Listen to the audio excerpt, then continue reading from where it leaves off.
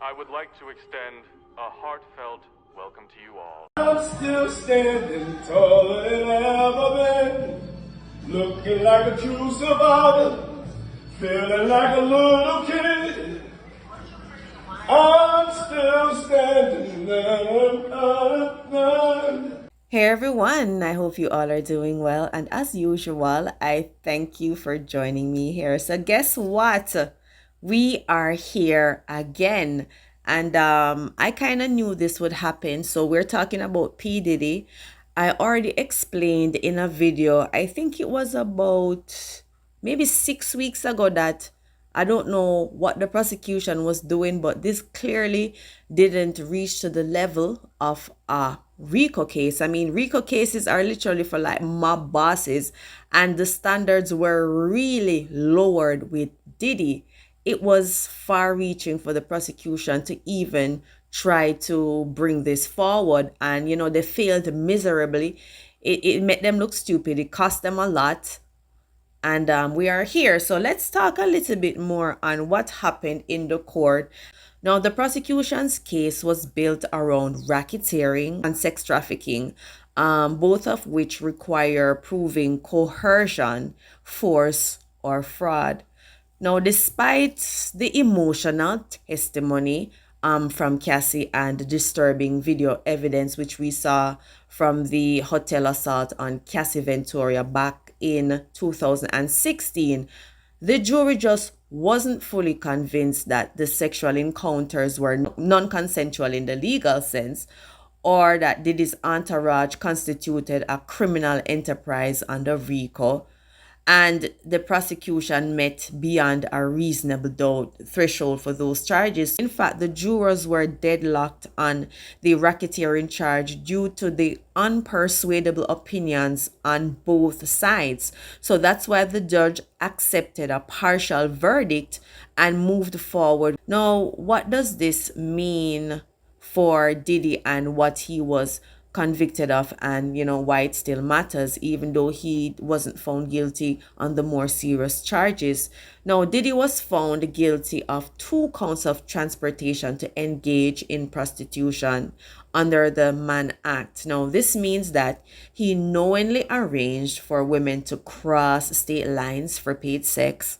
The jury believed that there was some kind of intent and facilitation, even if it didn't rise to the level of trafficking. Now, each count carries 10 years in prison, up to 10 years in prison. So he faces a maximum of 20 years. Now, while not as severe as life if he had been charged for the RICO, it's still a major felony conviction.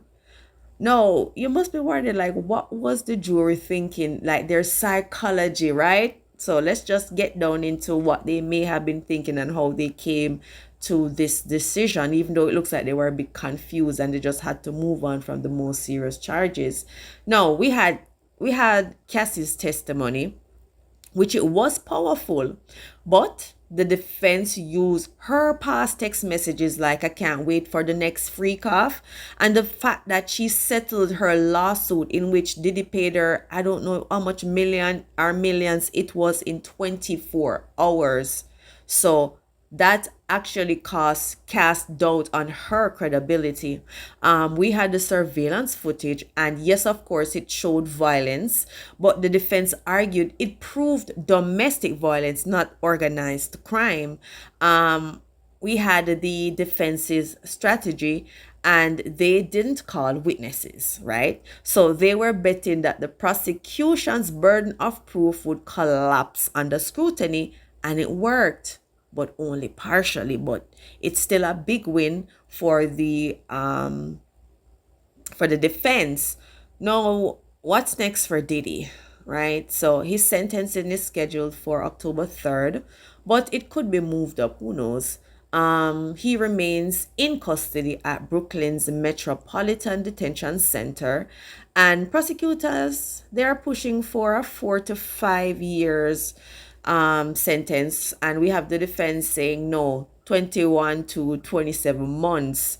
So let's see how that goes. And he still faces nearly 80 civil lawsuits many involving underage accusers and alleged video evidence. Ooh, the party is not finished. Now, what is the bigger picture? The bigger picture really in all of this is that this is really a cultural flashpoint if you think about it, and it's not just about one man. It's about the limits of the legal system in prosecuting celebrity power and abuse, and the evolving definitions of consent, coercion, and complicity. The tension between public outrage and legal standards that also exists, and that will always be an issue for people who don't understand legal standards.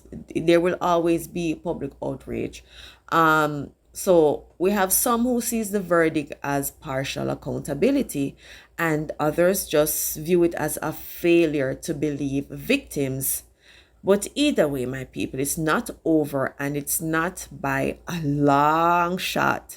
So let me know what you think in the comment section below, and I'll see y'all in the next one when there's a next update scene. All right, big up on yourself.